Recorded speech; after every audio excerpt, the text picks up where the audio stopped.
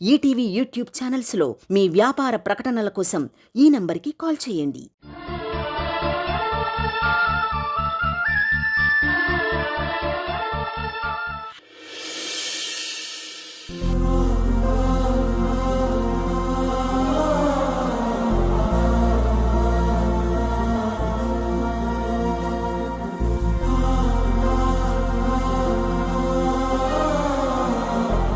పార్వతి, తినటానికి ఏమైనా ఉందా? చేస్తున్నాను భాగ్యం.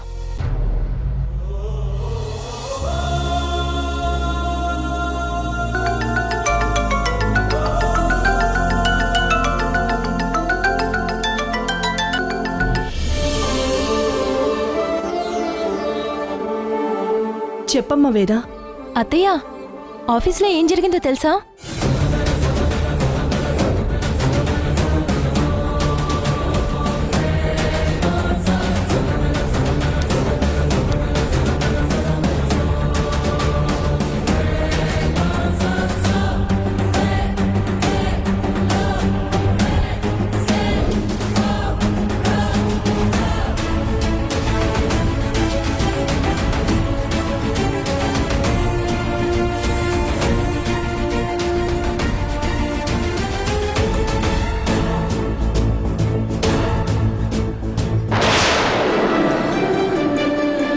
ఇక్కడ ప్రాబ్లం మొత్తం క్లియర్ అయిపోయింది అత్తయ్య.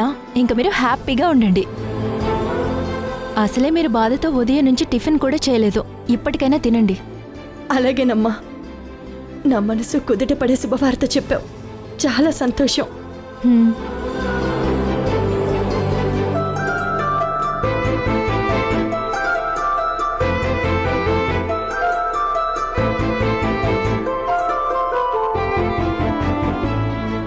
నా కొడుకుని నిర్దోషిగా నిరూపించావు. అది చాలు స్వామి.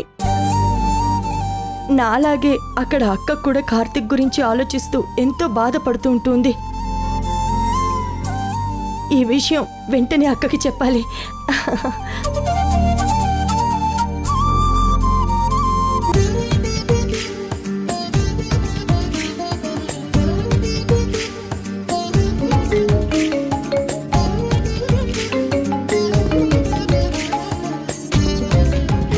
పార్వతి, చెప్పు పార్వతి. అక్క, ఆఫీస్లో జరిగిన మోసానికి కార్తిక్కి ఏ సంబంధం లేదక్క. కార్తిక్ నిర్దోషి అని ఇప్పుడే వేద ఫోన్ చేసి చెప్పింది. నిజంగానా? అవునక్క. ఎవరో ఒక అమ్మాయి కంపెనీలో జరిగిన మోసానికి కారణం ఆ మేనేజర్ గోడౌన్లో పనిచేసే అబ్బాయి అని వీడియోతో సహా నిరూపించి కార్తిక్ని కాపాడిందంట. ఇప్పుడు నాకు చాలా సంతోషంగా ఉంది పార్వతి. నిజంగా ఆ అమ్మాయి ఎవరో గాని దేవతలా వచ్చి మన బిడ్డని కాపాడింది. ఇద్దరం నిన్నట్నుంచి కనీసం పెదాల మీద చిన్న చిరునవ్వు కూడా లేదు. ఇప్పుడు నువ్వు ఫోన్ చేసి చెప్పాకే నా మనసుకి ప్రశాంతంగా ఉంది.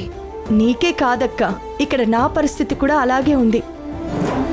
కార్తిక్ ఇలాంటి పని చేయడం ఏంటని అసలు రాత్రంతా నిద్ర పట్టలేదు.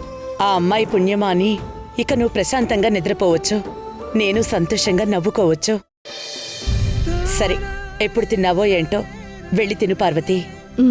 సరేనక్క, ఉంటాను.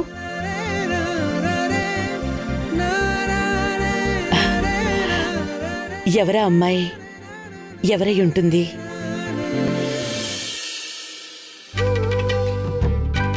అమ్మా మాలిని, నువ్వు గాని లేకపోయుంటేనా ఈ పాటికి కార్తీక్కి మోసం చేశాడన్న బ్యాడ్ నేమ్తో పాటు మార్కెట్ మొత్తం మన మెటీరియల్ గురించి బ్యాడ్ టాక్ వెళ్ళిపోయేది. దాంతో ఈ కాంట్రాక్ట్తో పాటు మిగిలిన కాంట్రాక్టులు కూడా క్యాన్సిల్ అయిపోయేవి. ఫ్యూచర్లో ఒక్క కాంట్రాక్ట్ కూడా వచ్చేది కాదు. చిల్ బాబాయ్, ప్రాబ్లం సాల్వ్ అయ్యాక కూడా ఇంకా దాని గురించి ఆలోచిస్తారేంటి? ఇప్పుడు మీరు ఆలోచించాల్సింది ఇలాంటి ప్రాబ్లం మళ్ళీ రిపీట్ అవ్వకుండా ఎలాంటి యాక్షన్ తీసుకోవాలా అని. అది నిజమే అనుకో.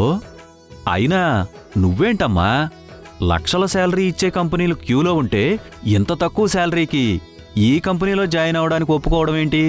అక్కడైతే కార్తీక్ ఉంటాడు కదా బాబాయ్.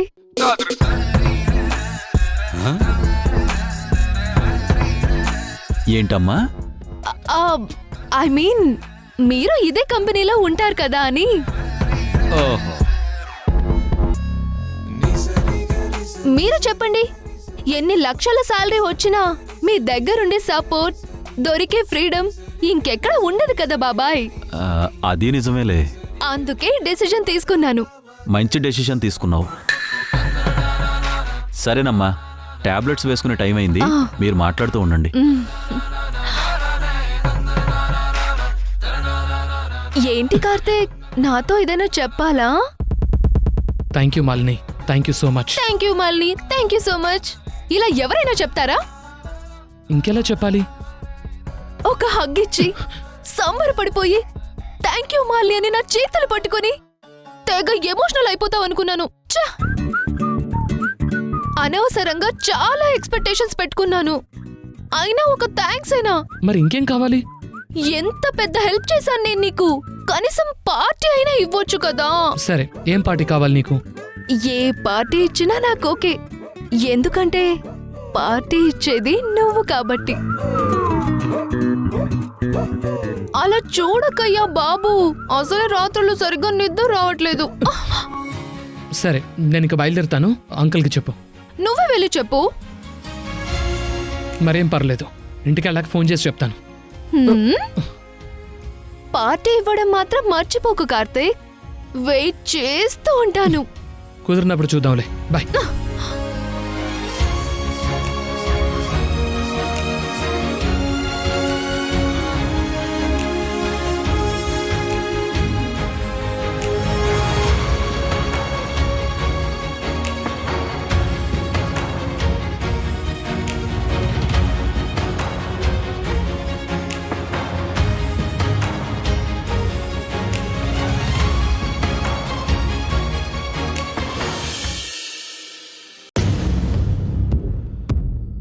చా, ఒక్కటంటే ఒక్కటి కూడా మనం అనుకున్నట్టు జరగట్లేదు. చా, అసలు ఏం జరుగుతుంది రిషి? నన్నేం చేయమంటారు డాడ్? అంతా మీరు చెప్పినట్టే చేశాను. అసలు దీనికంతటి కారణం ఈ మేనేజర్ గడు.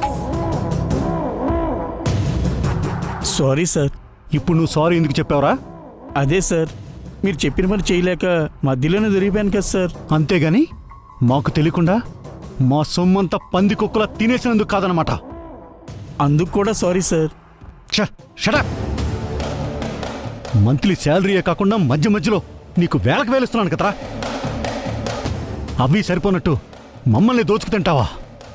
తప్పైపోయింది, క్షమించండి సార్. క్షమించటం కాదు, నాకొస్తున్న కోపానికి నువ్వు కనబడితే కాల్చి పడేసేవాణ్ణి. అసలు నిన్నెంత నమ్మానురా, ఇలా చేస్తావా? సరే, తింటే తిన్నావు, అదంతా బయటికి చెప్పుకోవడం దేనికిరా? తప్ప తాగి ఆ కార్తీక్ మెటీరియల్ గురించి వాడెవరి దగ్గర వాగడం ఏంటి? ఎవరో కాదు సార్, గోడౌన్ బాయ్. వాడి వల్లే దొరికిపోవాల్సి వచ్చింది. లేదంటే అంతా మీరు అనుకున్నట్టు జరిగిపోయేది.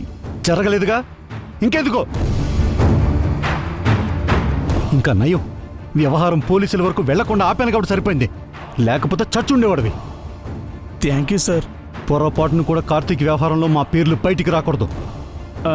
అలాగే సార్. కొన్ని రోజులు వేరే ఏదైనా జాబ్ చూసుకో. అందరూ ఈ ఇష్యూ మర్చిపోయిన తర్వాత మన కంపెనీలోనే ఏదో దాంట్లో రీజాయిన్ అవుదు గాని. Okay sir.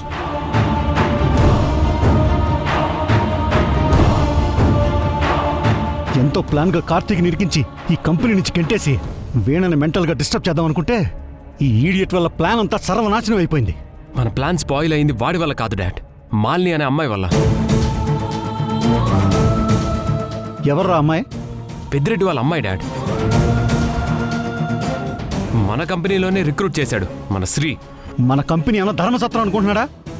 వచ్చిన వాళ్ళందరికీ జాబులు కాంట్రాక్టులు ఇచ్చి బోర్డు మెంబర్స్ని చేయడానికి. నన్నేం చేయమంటారు డాడ్? ఆ శ్రీ జాబ్ ప్రపోజల్ పెట్టాడు, అందుకు ఆ అమ్మాయి వెంటనే ఓకే అంది. అప్పటికి నేను అపోజ్ చేస్తూనే ఉన్నాను. అక్కడ ఎవరైనా నా మాట వింటే కదా. పోనీ నేను వద్దు అందామంటే నా దగ్గర ఏ పవరు లేదు. జరిగిందేదో జరిగిపోయింది, ఎందుకైనా మంచిది ఆ మాలినితో జాగ్రత్తగా ఉండు. Okay dad.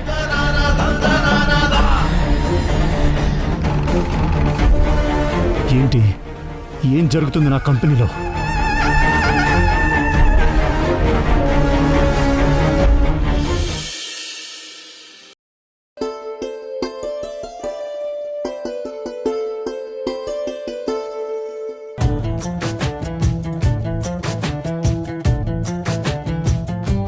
జరిగిన మోసం నుంచి బావ బయటపడ్డాడు కాబట్టి సరిపోయింది. లేదంటే ఆఫీస్లో మళ్ళీ ఎప్పుడు కనిపించేవాడు కాదు. ఎందుకైనా మంచిది, ముందు ముందు చాలా జాగ్రత్తగా ఉండమని బావని హెచ్చరించాలి. లేదంటే ఏ క్షణాన ఏమైనా జరగచ్చు.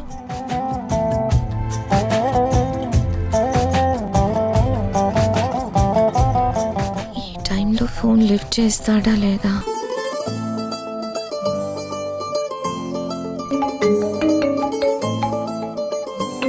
హలో, హలో బావా,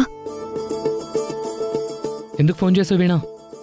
నువ్వు ఏ తప్పు చేయలేదని ప్రూవ్ అయినందుకు చాలా సంతోషంగా ఉంది బావా. అలాగే నేను అక్కడ బోర్డు మెంబర్గా ఉండి కూడా వాళ్ళు నిన్ను అలా నిందిస్తూ ఉంటే ఏం చేయలేక హెల్ప్లెస్గా ఉండిపోయాను. అందుకు నన్ను క్షమించు బావా. బావా, ఇంకో విషయం, నీకు శత్రువులు ఎక్కడూ లేరు. కుటుంబం రూపంలో నీ చుట్టూ మన కంపెనీలోనే ఉన్నారు. ఎందుకైనా మంచిదే, నీ జాగ్రత్తలో నువ్వు ఉండు బావా. ప్లీజ్ వీణా, ఇంకెప్పుడు నువ్వు నా గురించి ఆలోచించొద్దు.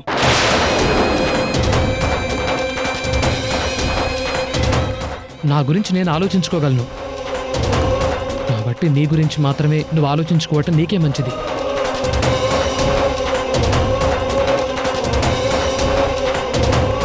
ఒకవేళ ఈ విషయం చెప్పడానికి ఫోన్ చేస్తుంటే ఇంక ఫోన్ పెట్టే వీణా.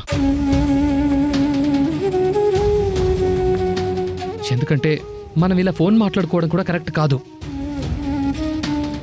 ఈ విషయం ఇంట్లో ఎవరికి తెలిసినా తర్వాత జరగబోయే పరిణామాలు ఎలా ఉంటాయో నీ ఊహకే వదిలేస్తున్నాను. తెలుసు బావా, అన్నీ తెలుసు. కానీ ఏం చేయను, నీకు ఫోన్ చేయకుండా ఉండలేకపోతున్నాను. ఉండాలి వీణా, ఎందుకంటే నా లైఫ్ వేరు, నీ లైఫ్ వేరు. నా వల్ల నీ లైఫ్ డిస్టర్బ్ కాకూడదు, అలాగే నీ వల్ల నా లైఫ్ డిస్టర్బ్ కాకూడదు. అర్థం చేసుకుంటావని అనుకుంటున్నాను.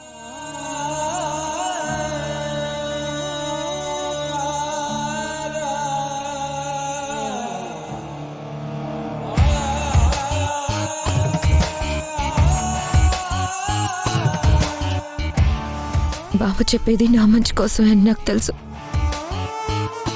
కానీ బావ అలాంటి పరిస్థితుల్లో ఉండి కూడా నేను ఏం చేయలేకపోయాను. అలాంటప్పుడు ఈ అధికారము పవర్స్ ఉండి కూడా ఏంటి ఉపయోగం?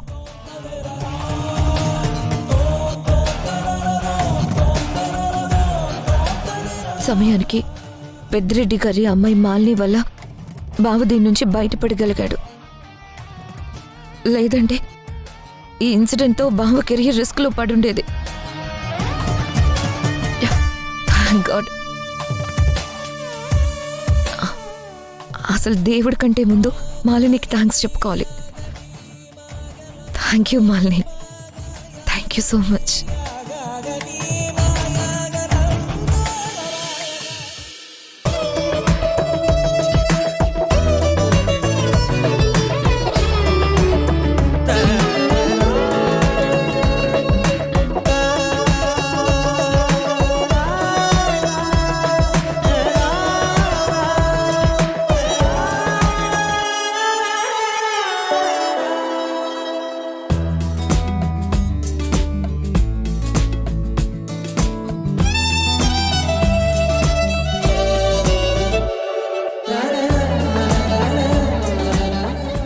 శ్రీ, పాలు తీసుకురానా? ఇప్పుడేం వద్దు వేదా, నాకు చాలా పనుంది. నువ్వు వెళ్ళి పడుకో. అంతేగాని నా వైపు చూడరన్నమాట. చాలా ఇంపార్టెంట్ వర్క్లో ఉన్నాను వేదా. అరే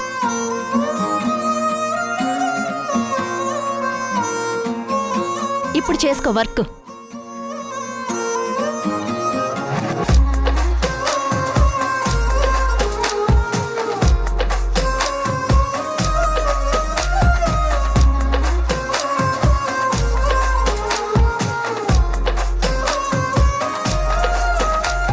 అంత కోపం ఏంటి నీకు?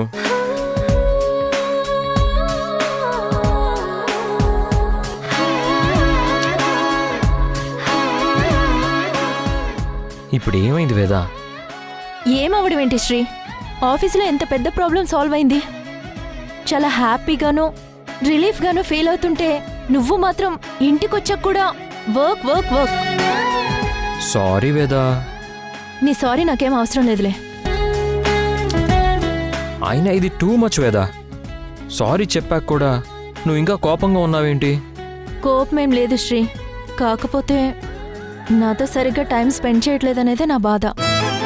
చూస్తున్నావు కదా వేద, అటు ఆఫీస్లోనూ ఇటు ఇంట్లోనూ సమస్యల మీద సమస్యలు. ఎక్కడ ఫ్రీగా ఉన్నాను చెప్పు? అవునులే పాపం, వైఫ్ని సినిమాకి కూడా తీసుకెళ్ళలేనంత బిజీ కదా. నీతో టైం స్పెండ్ చేయాలి అంతే కదా? అయితే ఇప్పుడు నాతో టైం స్పెండ్ చేస్తావా? ఈ రాత్రంతా స్పెండ్ చేయమన్నా చేస్తాను. నీకేమన్నా అభ్యంతరమా? అయితే ఓకే. చెప్పు, ఏం చేద్దాం? మూవీ చూద్దామా, లేదంటే ఐస్ క్రీమ్ తిందామా? అది కాదనుకుంటే చెప్పు, మంచి రెస్టారెంట్ ఫుడ్ తిందాం. ఏంటి ఇదంతా నిజమేనా? నిజమేనా ఏంటి వేదా? నువ్వేదంటే అది చెప్పు. ఐస్ క్రీమ్ తిందామా? Just 20 minutes. రెడీ అవుతావా? లేదు, ఆర్డర్ రావడానికి ఆ మాత్రం టైం పడుతుంది. ఆ? అంటే ఆన్లైన్లో ఆర్డర్ పెడతావా? అంతేగా మరి. మరి సినిమా చూద్దామంటే? ఏముంది, ఓటీటీలో వచ్చిన రీసెంట్ మూవీస్ ఏదో ఒకటి చూసేవాళ్ళం. నిన్ను ఏయ్! ఏయ్! ఆన్లైన్లో ఆర్డర్ చేస్తానంటావా? ఏయ్, శ్రీ! నిన్నసలు రిలాక్స్. చాలు.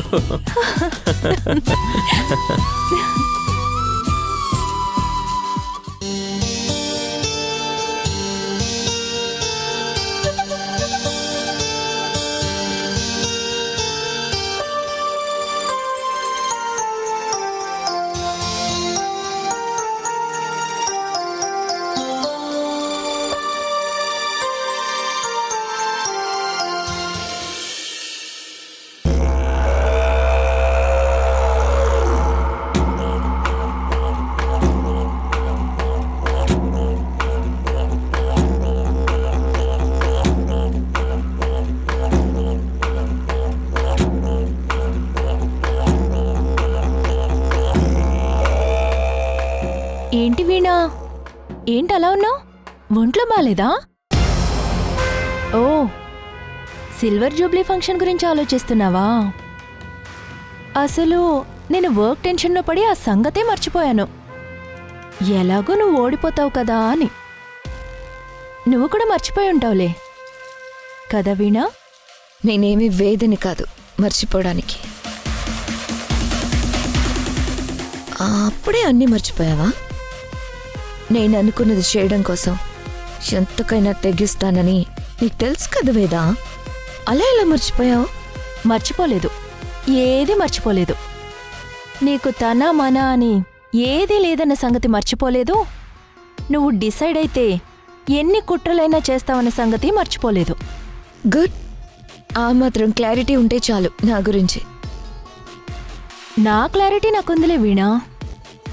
నీకే మన ఛాలెంజ్ విషయంలో ఒక క్లారిటీ వచ్చిందో లేదో రీచెక్ చేసుకో. నేను ఛాలెంజ్ విన్నవడం కోసం ఏం చేస్తానో ఎలా చేస్తున్నానో అని నాకంటే ఎక్కువగా నీకు బాగా ఎగ్జైట్మెంట్గా ఉన్నట్టుంది. నిన్ను అడ్డుకునేది, నువ్వు అనుకునేది ఆపేది, ఛాలెంజ్లో నిన్ను ఓడించేది నేనే అయినప్పుడు ఆ మాత్రం ఎగ్జైట్మెంట్ ఉండదా చెప్పు? నేను బోర్డు మెంబర్ని అవుతానని నువ్వు ఊహించావా చెప్పు? అలాగే నేను ఛాలెంజ్లో గెలవడం కూడా నువ్వు ఊహించు. నన్ను దాటుకుని నువ్వు ఛాలెంజ్లో విన్ అవుతావా? అదేలానో సిల్వర్ జూబ్లీ ఫంక్షన్ రోజుకి నీకే తెలుస్తుంది. ఇన్ని రోజులు వెయిట్ చేశావు, ఇంకొన్ని రోజులు వెయిట్ చేయి. ఎలాగూ అక్కడ ఇంట్లోనూ ఇక్కడ ఆఫీస్లోనూ 24 hours నా పక్కనే ఉంటావు కదా. నన్ను ఆపుతావేమో, ట్రై చేయి, చూద్దాం. నీలో నాకు నచ్చేది నీ కాన్ఫిడెన్స్ వీణా. అది చూస్తే ఒక్కోసారి భలే ముచ్చటేస్తుంది తెలుసా? సరే, నువ్వు మరీ ముచ్చట పడుతున్నావు కాబట్టి నా నెక్స్ట్ స్టెప్ ఏంటో గెస్ చేయి, చూద్దాం.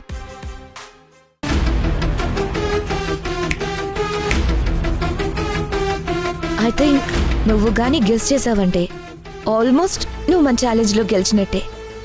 ట్రై చేయి.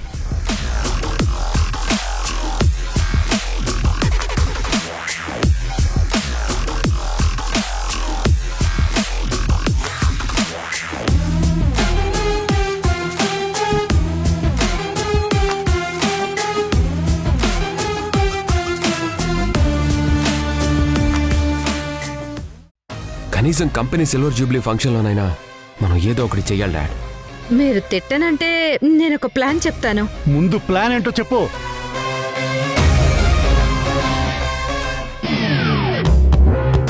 సూపర్గా ఉంది. నిజంగానే ప్లాన్ అదిరిపోయింది అత్తయ్య. సరస్వతి